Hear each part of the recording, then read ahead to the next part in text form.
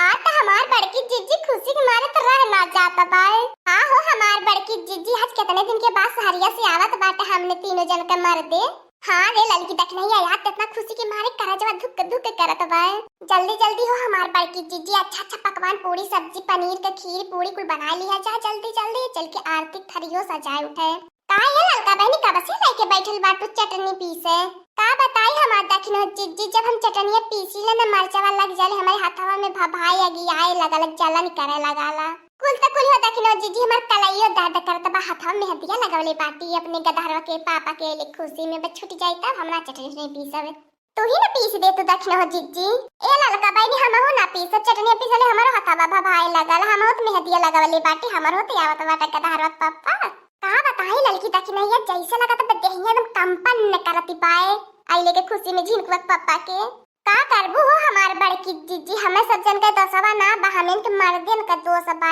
11 महीना 10 दिन होई गल गईले कमाए अपन मेहरारू छोड़ी छोड़ी इतने इतने दिन के कमाला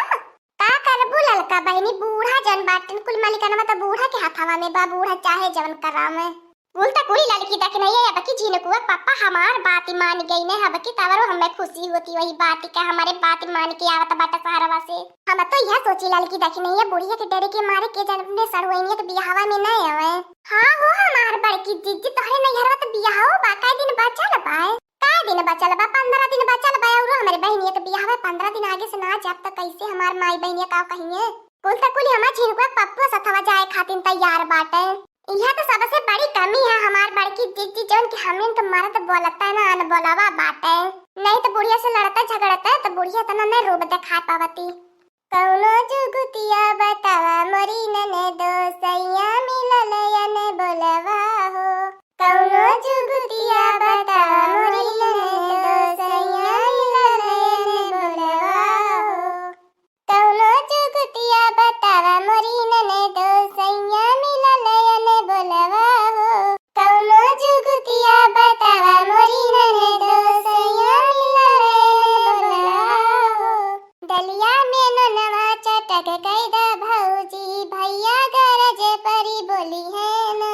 दलिया में ननवा चटक कैदा भौजी भैया गरज परी बोली है ना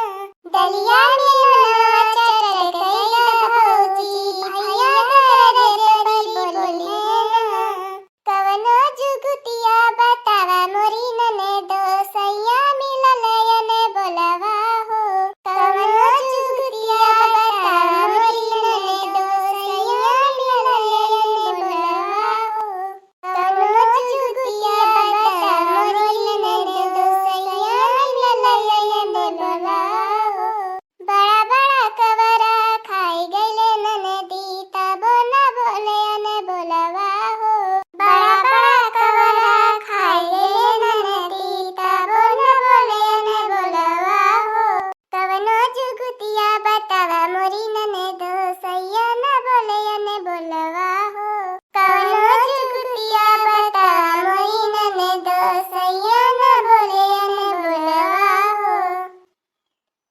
अब की कैसे आज हमार झिनकुआ के पापा लड़की दखी नैया लेके जाता बाटी अपने नैहरवा वहीं से कुछ टोटका टामर करवाई बे अकटी वही गांव में बड़ा नीक सोखा बाटा जेके झाड़ फूक के दई देने टोटका टामर कह के ने उ मरद मेहरारू के बस में होई जाए ने जौन मेहरारू कहिया वतने भर सुनी अपने माई के बात वाती ना मनी है अपने माई के फोन करके कहले रहनी माई तन के अपने गवहिया के जचाए दी सोखा के जाए के पता न काहे खाली अपने माई माई चेतन मेहरारू लइका बच्चा ना चेतते जितना पैसा कौड़ी कमाए ने कुल अपने वही माई के दिए ना हमरे हाथ पे 1 रुपया ना धरते तब हमार माई के चाचा वाले रहले तब हमार झिनकुआ पापा मान गई नहीं आवे खातिर बहुत निक कैलू हो हमार बड़की जीजी बहुत निक कैलू वही बड़कू जन के साथे हमरा दोनों जन का मर्दी आ जाइए हो हमार बड़की जीजी वही हमन के लिए के चले हमने वही झाड़ फूक करवाई बे हाँ हो हमार बड़की जीजी हमनो अपने मर्दन के अपने बस में कर लिए बे ए हमार बड़की जीजी फोनवा मिला के देखा पता कर देखा कहां ले आयल बाटे हाँ हो हमार बड़की जीजी मिलावा मिलावा एकदम से मना में खला भली मचल बाय हाँ रे लड़की देख नहीं सही कहा था बाटा मिला के फोनवा कहते 2-3 मेल का मिठाई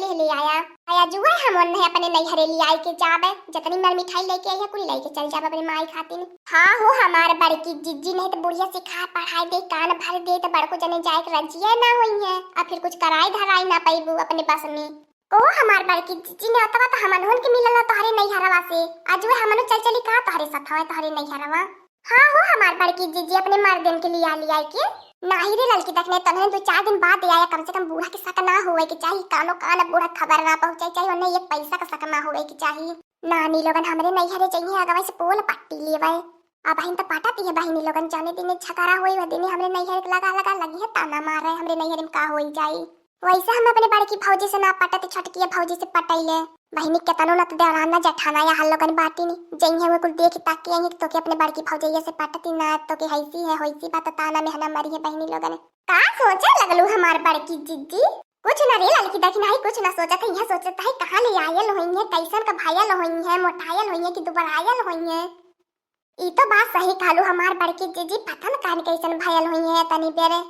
हाँ हो हमार बड़की जीजी वीडियो कॉलवा तो कारण वीडियो कॉलवा में समझ ही ना मिला ला दुबरायल है कि पतरायल है, उतना साफ लौकत ना है उनकी कि नेटवर्क ना पकड़ते। तो हम लोगन के तो बड़की हाई बेरेटवा टच वाली मोबाइल ही बता लोगन तो वीडियो कॉल बतिया लेला हमारे पास तो नोकिया वाली सादी मोबाइल बाय डिब्बा छापे।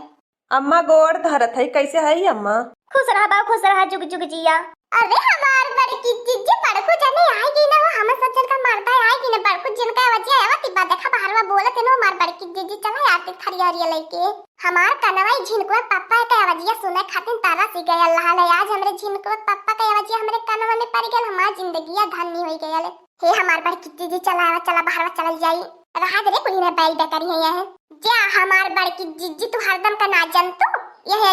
ये कहियो या मैंने किया है ये चला वहीं बाहर में हम तो जात बाटी अपने मर्द देख लगी कोहो ललका बहनी हम सब जन का मर्दा ना लौकत बाटे कहां आयन हमें ही लगा था देखना हो जीजी कहीं हमें का मर्दा हमें खातिर कुछ सरप्राइज लेत होई है। आज इतने दिन के बाद आवत है देखना हो जीजी कुछ न कुछ तो सरप्राइज लेके आवत हुई है। काहे हम झिनकुआ पापा धरिए ना का खड़ा बाटे आवा है आरती उतार ले तहारे मैं तो आरती उतारू हो अपने पति देव जी की, मैं तो आरती उतारू हो अपने मर्द देव जी की, पति परमेश्वर जी की। का ये हमार झिनकुआ पापा बड़ा तू बड़ा गेले खाना पानी ना मिलत रहल का तू है? खाना पानी मिलत रहल मोटकनवा लेकिन तोसे लड़ाई झगड़ा ना करे के मिलत रहल, तोर ये प्यार दुलार ना मिलत रहल मैं। अरे बहिनी लोगन दादा लोगन ई कवन जादू होई गेल हमारी बेटा हुआ पे कवन जादू मार देले मोटकनवा हमार बेटा हुआ वही कोर से बतियावे लागल नहीं ती एक दाई पटरी ना खाए। हे ललका बहनी पूछा बाड़ू कुछ जन से हमने का मर्दा कहाँ रह गई ने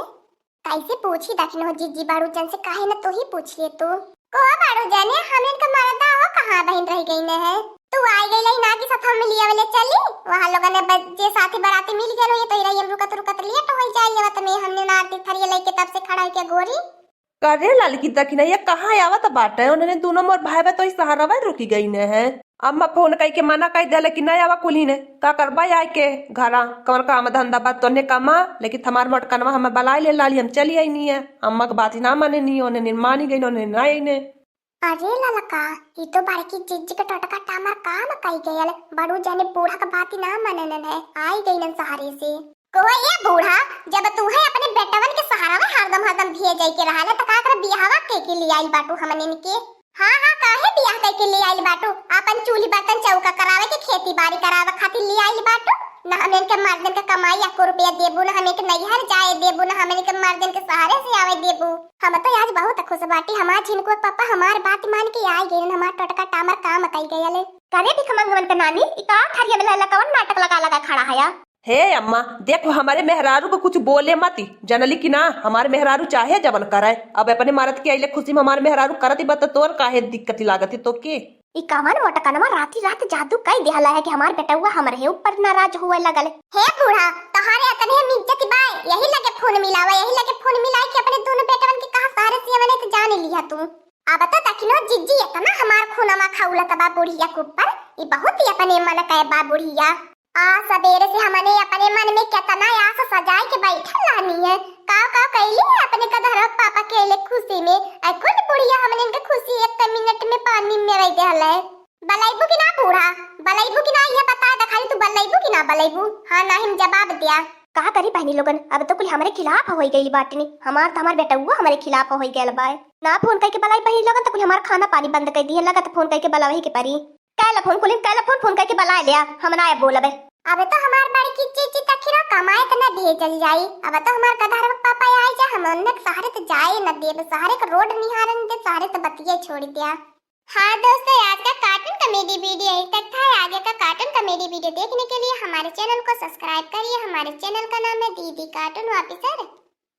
और हाँ दोस्तों हमारे वीडियो को ज्यादा से ज्यादा शेयर करें, लाइक करें, बेल आइकन को दबाना मत भूलिएगा, सब्सक्राइब करना तो बिल्कुल मत भूलिएगा। और हमारी कार्टून कॉमेडी वीडियो देखने के लिए आप सभी को धन्यवाद।